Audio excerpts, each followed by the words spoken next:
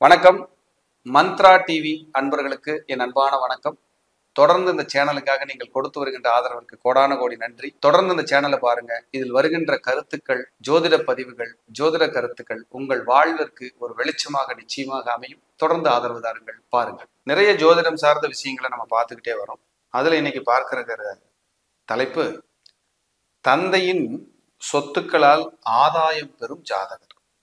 அப்பாவுக்குன்னு ஒரு சொத்து இருக்கும், அது நிறைய பேர்த்துக்கு கிடைக்காது, நிறைய பேர்த்துக்கு கிடைக்கும். அப்ப கிடைக்காம இருக்கிறதுக்கான விதிகள் என்ன, கிடைக்கிறதுக்கான விதிகள் என்ன, ஏன் கிடைக்காது, எதனால கிடைக்கும் அப்படின்னு உங்க ஜாதக கட்டத்தின் வாயிலாக நீங்கள் தெரிந்து கொள்வதற்கு இந்த பதிவை நான் போடுகிறேன். அதுக்கு முன்னாடி ஒரு சின்ன ஒரு அனௌன்ஸ்மெண்ட் என்ன அப்படின்னா, நிறைய பேர் ஜாதகம் பார்க்கறதுக்காக கால் பண்றீங்க. அந்த ஃபோன் பண்ற டைம் காலையில 10ல இருந்து சாயங்காலம் 4 மணி வரைக்கும் தான் எங்களால் ஃபோன் எடுக்க முடியும். அதுக்கு உங்கள் ஒத்துழைப்பு தேவை, முதல் பாயிண்ட். ரெண்டாவது, உடனடியாக எங்களுக்கு ஒரு பெரிய அவசரம் சார், நாங்கள் ஜாதகம் பார்க்கணும்னு நினைக்கிறீங்க, அதுக்கு இங்கே சௌகரியம் குறைவு, காரணம் வேலைப்பளு அதிகம். அதனால கண்டிப்பாக நீங்கள் பொறுத்திருந்து தான் பார்த்து கொள்ள முடியும். நான் பெரிய ஜோதிடரோ மிகப்பெரிய ஒரு ஜாம்பவானோ அல்ல.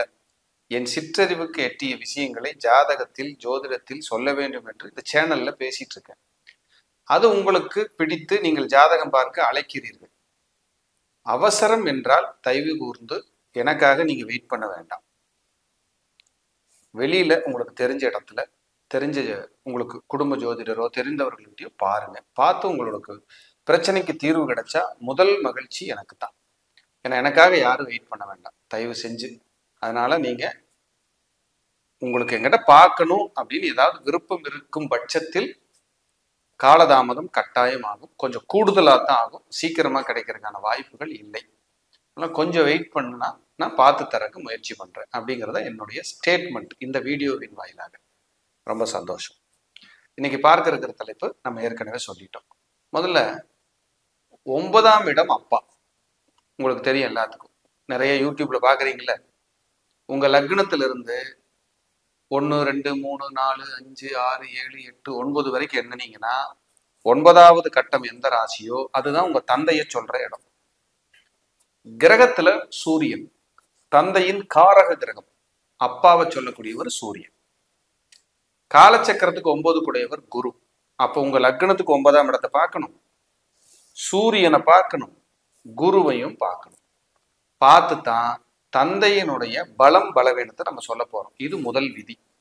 ரெண்டாவது, 9ஆம் இடத்திற்கு 4ஆம் இடம்னு சொல்லக்கூடிய உங்க லக்னத்துக்கு 12ஆம் இடம் இருக்கும் இல்லைங்களா, அதுதான் தந்தையோட சொத்துக்களை சொல்ற இடம். உங்க 12ஆம் இடம், உங்க 12ஆம் இடத்துல பாவிகள் இருந்தா, ராகு, கேது, சனி, தேய்வரை சந்திரன், மோசமான செவ்வாய், இதெல்லாம் இருந்தா உங்க அப்பா சொத்து இருக்காது.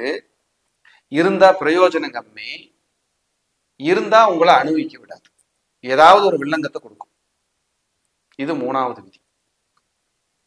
லக்னத்துக்கு 12ஆம் இடம் பலம். ஒரு உதாரணத்துக்கு ஒருத்தருக்கு விருச்சிக லக்னம், 12ல சுக்கிரன் ஆட்சியா இருக்காரு, அது 9க்கு 4ஆம் இடம், தந்தைக்கு அது திக்பலம். தந்தையோட சொத்து 2 கிரவுண்டு 2 சென்டாவது கிடைச்சிடும், 1 கிரவுண்டாவது கிடைச்சிடும்.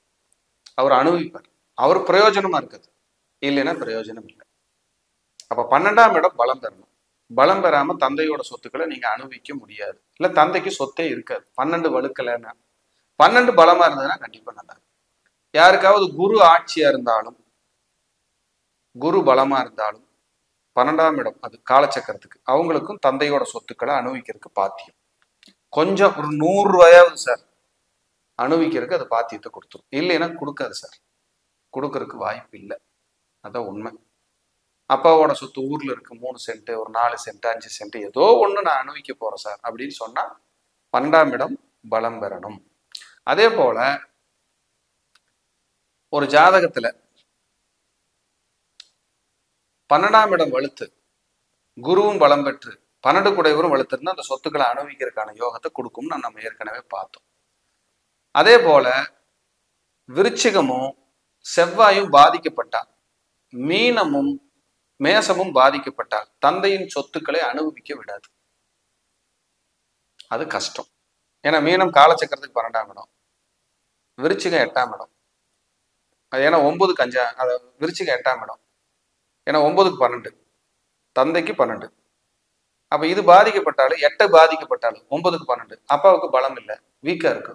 அந்த சொத்து வச்சிருந்தாலும் அவர் வித்து கடன் அடைச்சிருவாரு, அப்படி ஆயிருக்கு. அப்ப தந்தையோட சொத்துக்கள் நல்லா இருக்கணும், பலமா இருக்கணும்னா விதிகள் இதுதான். ஒரு ஜாதகத்துல ஆண் ஜாதகம் இருந்தா சூரியனும் குருவும் நல்ல பலம் பெற்று உட்கார்ந்துருந்தா அப்பாவோட சொத்துக்களை மரியாதையா கௌரவமா நீங்க அனுபவிப்பீங்க. உங்களுக்கு அவர் விட்டுட்டு போவாரு, இதுல மாற்றுக்கிறதுக்கு இடமே இல்லை. அதே போல ஒரு ஜாதகத்துல சூரியன் 6, 8, 12 மறைஞ்சாலும் புரட்டாசி மாசம், கார்த்திகை மாசம், பங்குனி மாசம் நீங்க பிறந்தாலும் தந்தையின் சொத்துக்களை அனுபவிக்கிறதுக்கு சிரமத்தை கொடுக்கும். சில நேரங்கள்ல அந்த சொத்துக்கள் ஒரு காலத்துல இருக்கு சார், ஆனா வித்துறணும், எங்களுக்கு நாங்க இனி அங்க போக மாட்டோம், வித்துட்டு வரலான்னு முடிவு பண்ணியிருக்கிறோம், அப்படி ஆயிரும். அந்த விற்கிற காசு பிரயோஜனமா இருக்கும், சொத்து பிரயோஜனம் குறைவுன்னு சொல்லுவாரு. ஊர்ல அப்படியே ஒரு 5 சென்ட் கிடக்கு சார், பங்கும் பங்காளிகள்லாம் பிரச்சனையோட வச்சிருக்கிறாங்க, இனி அது பிரிச்சாலும் எங்களுக்கு பிரயோஜனம் இல்லை சார், நாங்க அப்படியே கொடுத்துட்டு வந்துடலான் இருக்கிறோம். இதையும் அந்த கிரகம் தான் சொல்லும். அப்ப சொத்துக்கள் அப்படிங்கிறது பொதுவா 4ஆம் இடம் லக்னத்துக்கு. அப்பாவுக்கு சொல்லும் போது 12ஆம் இடம். ஏன்னா அப்பாவுக்கு 9க்கு 4ஆம் இடம் 12. அப்ப 12ஆம் இடம் உங்க ஜாதகத்துல பலம் பெறணும்.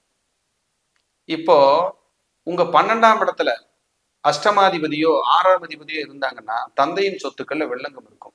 அவர் கடன் வாங்கி அந்த சொத்துக்களை உருவாக்கி இருப்பாரு, இல்ல கடனுக்காக அந்த சொத்துக்கு அப்படியே வச்சிருப்பாரு, இல்ல அதுல எல்லா பிரச்சனையும் இருக்கும், வம்பு வழக்கு இருக்கும், நெருக்கடி இருக்கும்.